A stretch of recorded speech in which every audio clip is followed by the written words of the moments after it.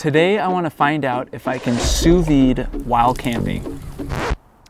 You heard that right, sous vide camping. You see, lately I've been on a sous vide kick. It's one of my favorite ways to cook meat. It makes it super juicy and the perfect doneness. I like making delicious food when I'm out camping. I've made s'mores from scratch with a recipe that normally would have required a stand mixer. And I've even made lasagna in the middle of the desert, but I've never tried to sous vide while I'm out camping. The way a sous vide cooks is first you have to vacuum seal your meat in a plastic bag. And then the sous vide will sit in a container of water and maintain a very precise and hot temperature over the course of many hours and sometimes even days. Hey, no. So when camping, I won't have access to electricity, so a long runtime of a couple hours and an extension cord is out of the picture. I'll need to find out a way to heat up water and maintain that water temperature over a long period of time. Now, I use this YETI bucket at home when I sous vide because it's deep and can hold a lot of food inside. The plastic is food safe, not that that matters, but it's able to get to a hot temperature for a long period of time. But when I use this thing at home, I can feel it give off a lot of heat. So I'm gonna need a way to insulate it so that all of that energy is stored inside and continues to cook my food. I thought about using my cooler because this thing insulates food, but the issue with using my cooler is that I would need way more water to fill up. And when you're out camping, water is a precious resource. So that's when I had the idea if I could fit the YETI bucket inside of my YETI cooler. It'd be like a little YETI nesting doll. But there's one big issue, and that's if this doesn't fit, then I'm kind of out of options. So it's a little tight. I think I can make it fit. So I need to place it towards the top for it to fit, otherwise the door won't close. But then I get a good seal, and it should keep in the heat better than just the regular YETI bucket would.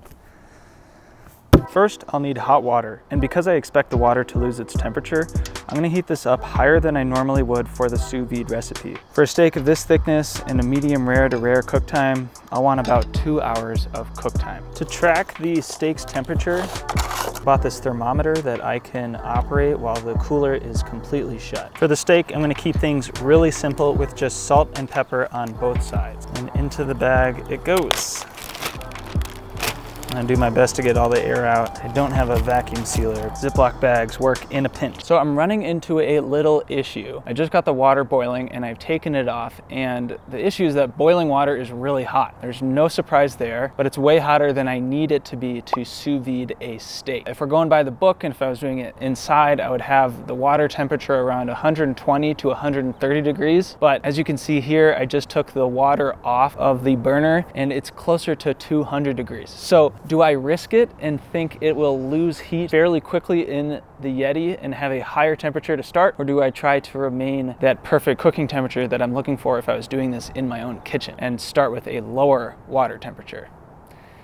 Not really sure yet. So I think I'm going to risk it and try going for a lower temperature, trusting that the YETI will be able to maintain a more even temperature, but we'll see. So the water temp is around 167, which just feels a little bit too hot for me. So I've gotten it to around 155. Time to put in the steak. So I'm using a plate to weigh the steak down because there's usually some air left inside. Well, that's interesting because with the sous vide, it circulates the water. I didn't think about that, so it might be an issue if it just stays in one spot, the temperature. Interesting. Now I'm gonna put in the temperature probe. It's at 144 now, which may be too low, but we'll see. You know, it's an experiment. Okay, this part I'm a little worried about because I don't want it to splash on me. I don't think it will, but if it splashes on me, that's boiling water. And boiling water is hot. Okay, 143. It can shut. Okay. This is ridiculous. Now we wait. It says 143. Okay, it's cooking. Now, I realize how crazy this might look. I mean, I'm cooking steak in a bucket in a cooler with hot water. But that's kind of the point. I'm on a mission to cook absurd things and push the limits of what we can make camping when we're out in the outdoors. And sous vide is just another method of cooking. It's raining! I only put this thing in a couple minutes ago, but it's already at 138. Again, I would say once it gets below 120, I might do something about it, but for now, it makes me a little nervous that it's dropping temp that quickly, but we will continue to monitor as we go. It's been 30 minutes. Time to check the temperature.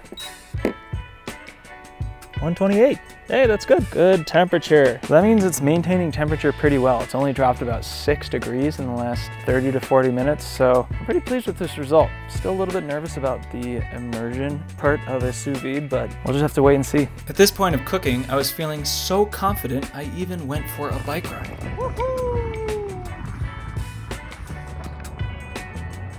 All right, looking good. So we've been going for an hour and a half. And the up top temperature says 123. So seems pretty good, but we haven't opened this thing since we got it started, so I'm a little nervous.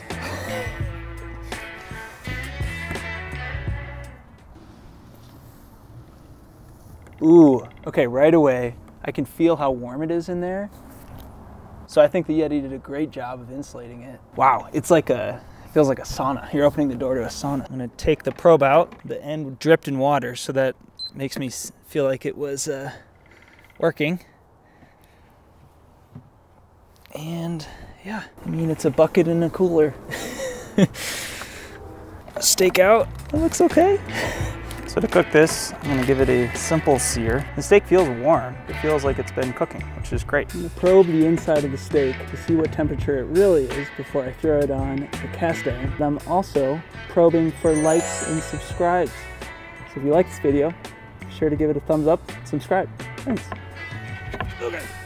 Oh, nice. Internal temp of 119. That feels pretty good. Awesome. So I got the cast iron ripping hot. And I'm just gonna do a little bit of oil and give it a quick sear.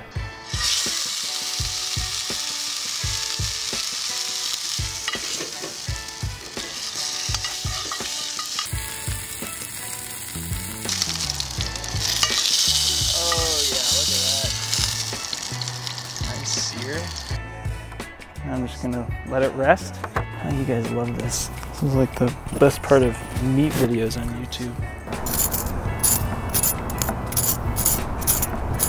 Okay, it's been resting about 10 minutes. Let's see what the inside looks like.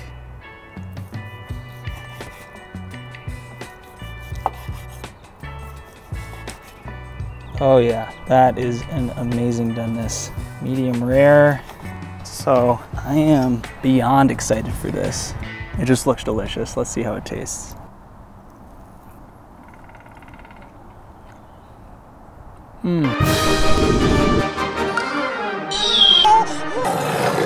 That's insane. It's so good. It's so juicy. It's just delicious. I'm gonna be here for the rest of the day. That's it. Video's over. I think I answered the question, but yes, you can use a YETI bucket to sous vide. Just take some extra steps. Thanks for watching the video. If you liked it, be sure to like and subscribe and tune in to my channel next time for the next crazy food adventure. Adios.